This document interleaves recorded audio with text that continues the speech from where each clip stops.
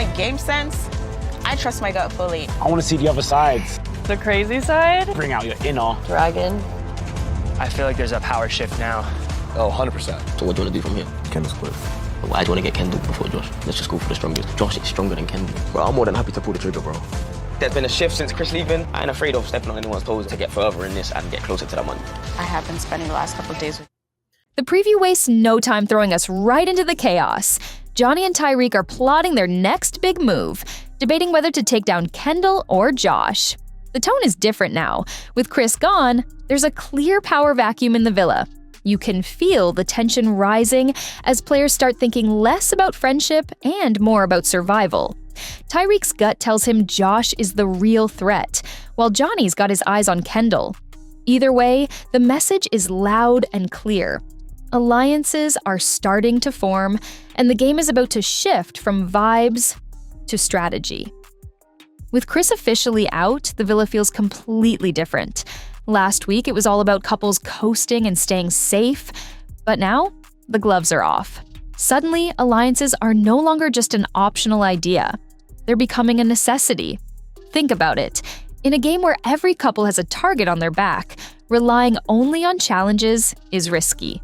You can't win every duel, you can't always control the vote, so deals become survival tools. That's exactly why fans are questioning why couples like KayKay and Chris didn't strike bargains when they had the chance. A simple promise of safety could have flipped the power dynamics in their favor. Now, the real intrigue is with Johnny and Tyreque. These two know that whoever strikes first gains control of the board. But here's the problem. Do you take out the biggest threat in Josh right away, or weaken the field slowly by targeting Kendall first? It's classic strategy versus safety, swing big and risk retaliation, or play it smart and chip away. The preview makes it clear, the honeymoon phase of the season is over. Friendships won't protect you anymore, and from this point on, every chat, every vote, and every smile in the villa has a hidden agenda. While Johnny and Tyreque are plotting in the background, the romance front is starting to heat up too, and it's messy. Lucinda and Isaiah are suddenly getting closer, and honestly, we all saw this coming. Isaiah's been in the shadows most of the season, barely edited into episodes, but with Lucinda by his side, that spotlight is finally turning his way. Here's the twist, though. Sydney's also in the mix. If you remember season 4, Sydney's tears were practically a recurring character. And now, the waterworks are back, this time over Isaiah. But wait, because Sydney isn't just tied up with Isaiah. Word is, she's also been linked to Toby, and the preview hints that Toby's next move might shake everything up. Picture this. Toby and Sydney locking in a recoupling, which would leave Andrea free to reconnect with Josh. That alone would be a solid twist, but Justine also has her eye on Josh. It's like watching chess pieces move across the board. Only here, every piece is fueled by emotions, jealousy, and the pressure of staying in the villa. And hovering in the background, the bombshell Marvin, who hasn't made his move yet. With equal numbers of guys and girls, everyone has to couple up, which means Marvin's choice could flip the whole board again. The preview doesn't just tease strategy, it throws romance grenades into the mix. Lucinda and Isaiah's chemistry is suddenly front and center. Up until now, Isaiah's been in the background, barely edited in. But the second Sydney shows up, boom, the producers pull him straight into the spotlight. Lucinda seems ready to move on from Mert, and Isaiah's been waiting for his moment. Their connection feels like it's been bubbling under the surface, and now it's finally getting oxygen. And for viewers who remember Sydney from season 4, this is déjà vu, tears, heartbreak, and messy triangles. Back then, she cried over Isaiah constantly. And if history repeats, buckle up, because Sydney isn't afraid to bring the waterworks again.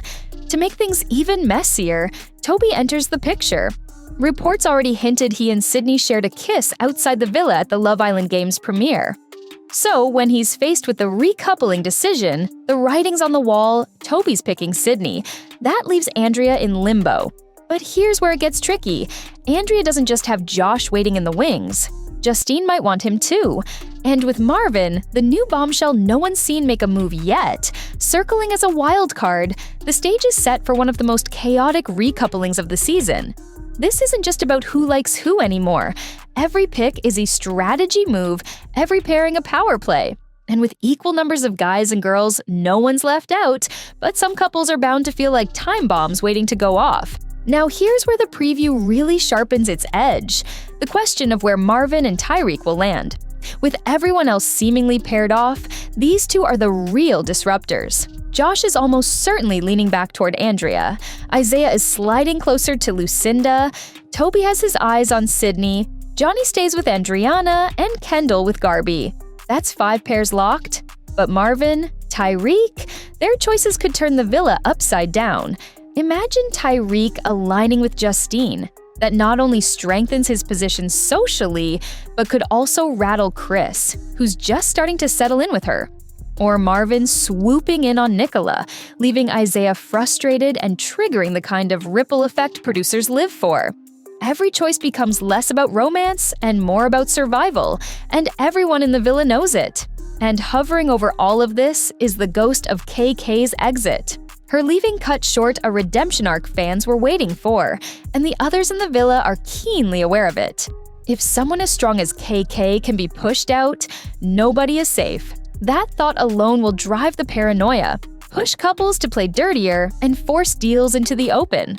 So, while the game is supposed to be about love, the truth is becoming clearer every night. Strategy is love's biggest rival. And right now, the villa is split between people playing for their hearts and people playing for the cash. At this stage, Love Island Games isn't just a dating show, it's survival of the smartest. With Chris out, the power vacuum has forced the Islanders to finally start playing the game the way it's meant to be played. Alliances are forming, rivalries are sharpening, and every recoupling feels less like romance and more like a chess move.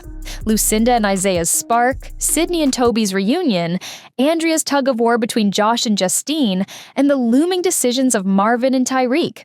All of it shows just how fragile these connections really are. One wrong move and someone's journey ends. One bold play, and a couple could suddenly be unstoppable. What's clear is that the days of coasting are over. From here on out, every kiss, every chat, every partnership is about positioning. And that makes the next episode one of the most unpredictable yet. But what do you think? Should Tyrique and Marvin make bold moves or play it safe? Can Lucinda and Isaiah actually last? And is Toby about to stir up the same chaos he always does? Drop your thoughts in the comments. I want to hear your predictions. And if you enjoyed this breakdown, hit the like button, share this with your fellow fans, and don't forget to subscribe so you don't miss the next update. The villa's getting hotter by the minute, and trust me, you'll want to stay tuned.